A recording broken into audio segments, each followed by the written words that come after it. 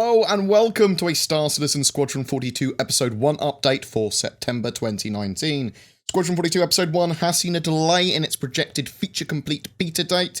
It's been pushed back 3 months, so from Q2 2020 to Q3 2020. This delay has been partly due to CIG's new staggered development plans, but obviously there was a lot of stuff that just wasn't going to be ready in time. As Squadron 42 doesn't have a release date yet, it's unknown whether this delay of 3 months to their internal beta would have actually affected their release date that CIG had in mind, if they have one in mind, in fact. If you were being optimistic, it's possible that Squadron 42 Episode 1 could be released at the end of 2020 or by Q1 2021, but there is no confirmation yet.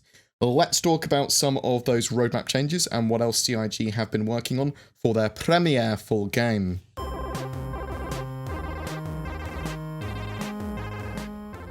The roadmap has seen features be reallocated largely from Q3 and Q4 2019 to Q1 and Q2 2020 for planned completion. With Q2 2020, the game should actually be in a sort of alpha feature complete state, and then Q3 is all about balance, polish and bug fixing in its internal beta. And I say internal beta because it's likely going to be entirely closed off to the public. It will just be their QA, although Aaron Roberts did say potentially there could be some Evocati tests just before the game goes to full release. The reason I even mention that is because I saw some news outlets report that the Squadron 42 beta was delayed and people wouldn't be having it in their hands, that the beta. I was like, well, it's unlikely to be in people's hands, that beta anyway.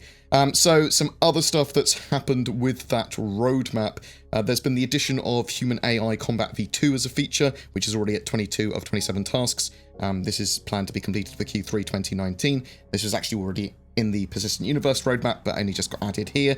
It's supposed to improve the PvE experience of the game by implementing more modular combat behavior for AI and the way they sort of interact with the player and other NPCs. Body dragging was scheduled for Q4 2019. That's actually been removed from the roadmap, though it might be part of another task or reappear at some point soon, or it might just simply not be needed for Squadron anymore. It was confirmed as well that the devs, when they finish their work on Squadron 42 Episode 1 features, they will move on to the Persistent Universe features or directly onto Squadron 42 Episode 2. Squadron 42 is supposed to be a trilogy of games, and I believe the plan is still to release them 2 years apart from each other. So once Episode 1 comes out, around 2 years later, you'd have Episode 2, although, again, some of that stuff might change. Some of these teams' features will obviously be completed well before Squadron 42 Episode 1 is released, so bear that in mind as well. Let's take a look at the work and updates that devs have shared in this month's monthly report. Environments. Archon stations interiors have progressed well throughout August. The social hub is coming to a close, and many of the team have moved on to engineering sections seen during key parts of the campaign. The exterior of the comms array there was tweaked slightly, and work continued on the geometry and shaders there. The station is about to receive a lighting pass too. The development of derelict ships began, with a few interesting variations created, including rotting, frozen, and attacked, all of which are being hand-sculpted to give maximum visual and emotional impact. This is going to be slightly different from the sort of like procedural generated points of interest that we'll see in the Persistent Universe. This is very much more narrative and storytelling experience where they are very accurately and detailed, sort of like putting in individual props and making sure everything is sculpted to look as awesome as possible. Levels continue to be refined and pacing of gameplay is being solidified. They have been using placeholder assets to be able to playtest through the game and key sequences and then work out exactly what is going on and where they want more detailed backstory and references, with sort of like hero items added into the game that will catch players' eyes and might tell more of a story of what exactly happened in this area if you're willing to have a look around. Should make the universe feel a lot more alive and the world a lot more immersive. They continue to work on some of the key space environments, adding improvements to the VFX transplant shader, which is used to fill environments with moving dust and debris. They continue to improve gas-clad tools and began investigating the destruction pipeline to further improve the sort of like campaign's more destructive events like ships exploding, breaking apart, that sort of stuff. They also started developing effects for a new rocket launcher, including muzzle flashes, backblast, missile trails, and missile impact effects on various surfaces. Now, I'm confused on whether they've got the word rocket and missile confused there or not. If it's a new rocket launcher, cool, that's an entirely new weapon. If it's the missile launcher, the Animus missile launcher they've been talking about for a while, then obviously it doesn't fire rockets, it fires missiles. But we'll have to wait and see. They also finalised the layout and AI operation of a major FPS combat zone, and they've been preparing for various things at CitizenCon. We're not sure to what extent. It could just be a little Squadron 42 update. It might be something a lot more. Character stuff. So Squadron 42 allows players to create a character at the beginning of the story. This presents a unique challenge for cinematics and narrative,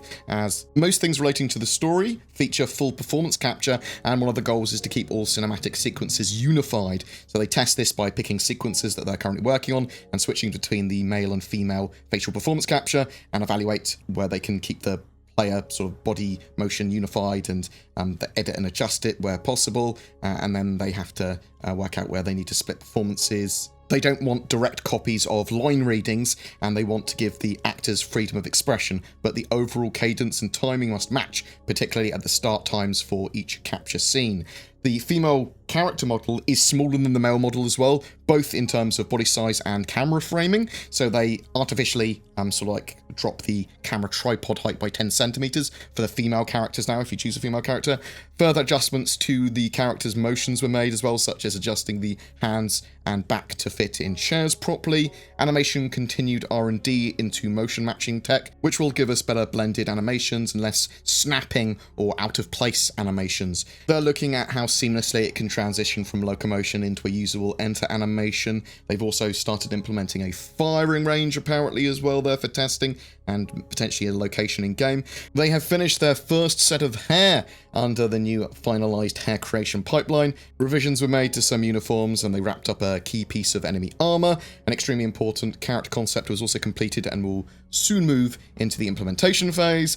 There was a cool look at some more ship jacket armor in the Squadron 42 monthly report as a sneak peek at the end as well. That potentially could be the key piece of armor they've completed or been working on. They also looked into interrupt and resume tech for story scenes, which will allow a player to leave a scene, have the character pause naturally, and start again seamlessly when they rejoin. So this extends to NPC directional triggers and how other specific details relating to social AI and player conversations will sort of like affect the game and how they all interact with each other. The dogfighting team is working on various use cases for more complicated AI requirements of space combat, and finalizing the templates for various crew behaviors as well.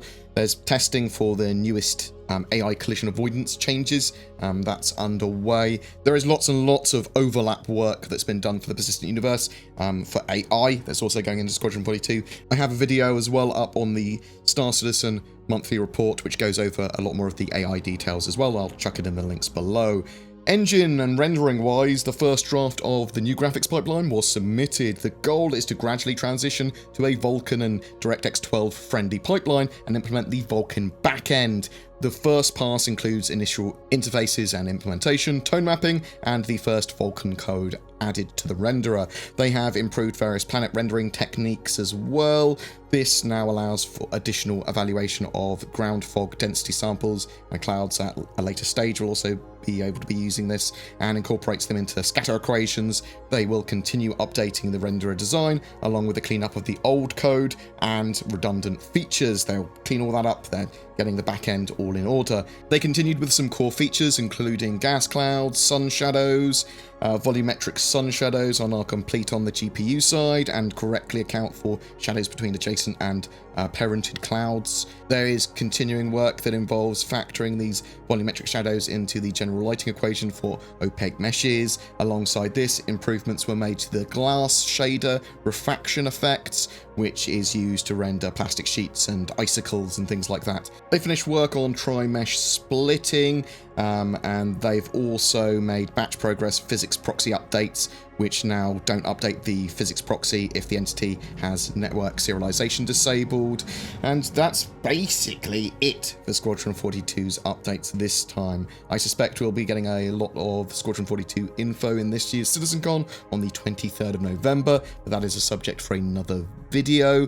Do you have any questions about what we discussed? Do you think we could see a Squadron 42 Episode 1 release at the end of 2020? Or is this wildly optimistic? Are you excited for Vulkan support coming to the game? They said that Vulkan is a sort of like prerequisite of them getting VR into the game potentially, but also Vulkan is fantastic because it makes the game very hardware neutral, and optimization will be great whatever sort of video card or CPU that you have, and it will allow for much more scalable sort of like hardware setups. So you'll have the game scaling to the amount of CPU cores and threads that you have, stuff like that. And it doesn't matter if you've got an AMD or NVIDIA graphics card. Obviously, it does depend on what exact model you have. Obviously, it's not going to make all of them run amazing, but it's not sort of like going to have some sort of proprietary tech that just makes NVIDIA cards work better than AMD cards or whatever. Whatever your thoughts, I'd love to hear from you in the comments down below.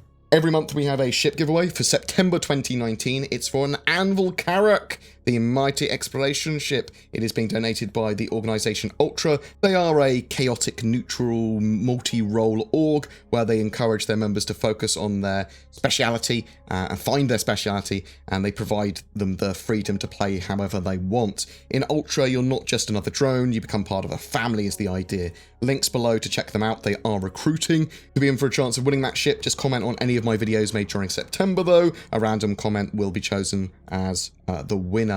More details below. I am also shilling for NordVPN and Shadow gaming PCs, so use the code BoredGamer for discounts there. NordVPN, in a world of censorship and privacy issues, VPNs allow you to browse the net and play games in more safety. NordVPN has many benefits over free VPNs, and that's why I shill for it. Some of you also might be interested in Shadow cloud gaming stuff.